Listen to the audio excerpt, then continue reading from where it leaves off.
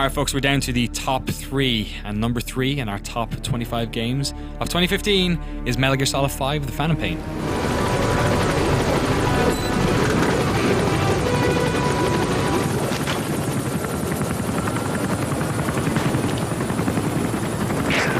That's step 1 to tracking down Skullface. That's Cypher with him. You know, all the things Kojima has been building up over the years with this series sort of culminated in Metal Gear Solid 5: The Phantom Pain. I mean, it offers a gameplay experience that is so sound, and that's commendable because there are so many moving parts that all interconnect so well together. And you know, so many games there are some clunky aspects to a mechanic here, a mechanic there, and we accept it. I couldn't find them in this game. Like, everything felt watertight and refined, with a dash of style added on top.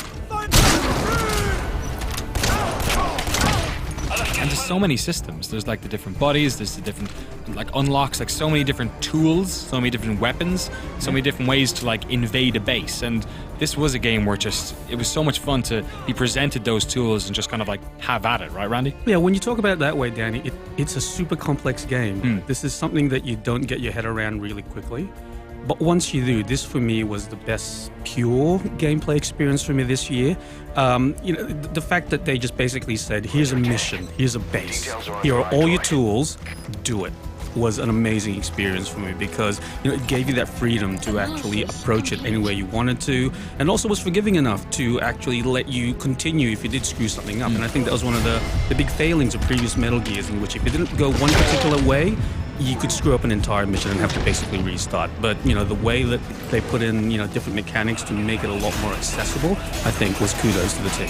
Yeah, it's the type of game that even when you get caught, like, it's kind of fun when it all goes to shit and you end up having to, like, explode your way out of it. And in many ways, it's, like, that series has always been so well designed, like, just perfect stealth action games where the game does a really good job of communicating to you, like, something like stealth is such a difficult thing to try and communicate to the player, but you always feel like it's fair when you get caught.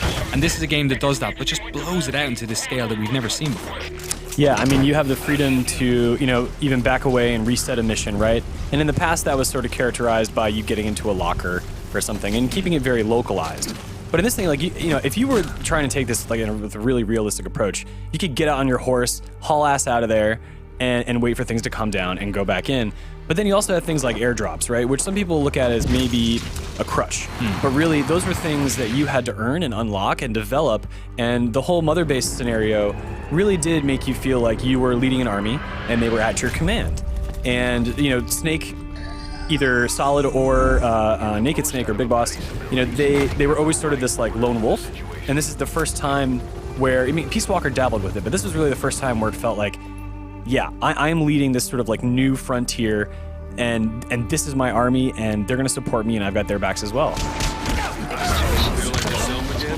And I guess on top of the fact that this was a really mechanically rich and fun game that so many people were anticipating, it was also a really good closing to what is one of the most beloved franchises in modern video games. Yeah, closing is hard for me to like, I can't really use that word because this is, you know, the missing chapter in the middle of a grand tale. A tale that is filled with holes and retconning and crazy convoluted characters that don't make sense to anyone who hasn't gone to great lengths to understand all these intricate backstories. But, you know, a lot of people were hoping for a story that sort of tied everything together. But I didn't want that. Why do I want that? I already know where these characters are going. This game did a wonderful job of resting between numerous games, but still surprising us at the end. I walked away with respect for, I mean, I guess Kojima, like, you know, not to pat him on the back too much because it was a team effort, but if the story is his and he is known for subverting expectations and giving us things that we didn't know we wanted, he's did a wonderful job doing that here. And I can't think of a better way for him to give the game back to the fans as he walks away from it.